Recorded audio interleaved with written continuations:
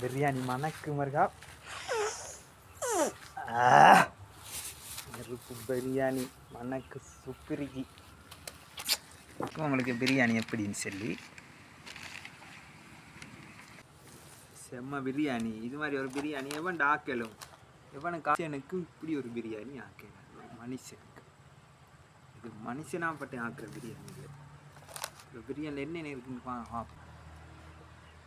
சலாத குழம்பு வந்து பச்சையடை அப்படியே இருக்குது. பச்சையடை தின்றா தான் கண்ணுக்கு நல்லது. தக்காளிக்காவும் கண்ணுக்கு நல்லது. பிப்பிஞ்சான், மாட்டிறைச்சி, போஞ்சி, பச்சை கொச்சிக்காய், கருவேப்பிலை, ரம்பை, பொரிச்ச கோழி 2 துண்டு, கத்திரிக்காய் 1 துண்டு, மாட்டிறைச்சி. பிரியாணி விற்றதுக்கு வேறு பிரியாணியில் எங்கள் மச்சான்ட்ட கேளுங்க. பிரியாணி சும்மா பிரியாணி, சிக்கனும் மட்டனும், சிக்கனும் பீஃபும் 22ஆம் தேதி 3ஆம் தேதி அப்புறம் மட்டன் ஆடோடு வாங்கி போடுவார். பாபிக்யூ டெவல் சுப்ரியா போட்டு தரேன்ருக்காரு மச்சான். வெடில் தான் வாங்க பிரியாணியை திண்டு பார்ப்போம் என்ன செய்யுது. நான் மட்டும் தின்றேன், நீங்கள் வாய பாருங்கள். பிரியாணி செல்லல.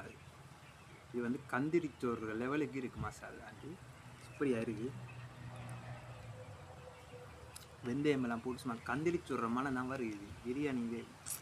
பிரியாணியெல்லாம் தாண்டி இது செல்றதுக்கு வாயில் மச்சானுக்கு எத்தனை கிலோ பனையாம் பிடிச்சி கொடுத்தாலும் பரவாயில்லை. அப்படி இருக்குது பறக்கதா மசாலாண்டி. இது பச்சைக்கறி உப்பு போட்டால் தின்னு இல்லை பச்சைடானது நம்மளும் தின்னு விடதாங்க இல்லை. அது சுற்றி தின்னாட்ட மிச்சம் பேசப்படா சரியில்லை. வீடியோக்காக பேசினது திண்டு முடிஞ்சு எனக்கு வேலையை பார்ப்போம். சாலா மறந்துடாமல் வீடியோ பிடிச்சின்னா கமெண்ட் பண்ணிவிட்டு போங்க.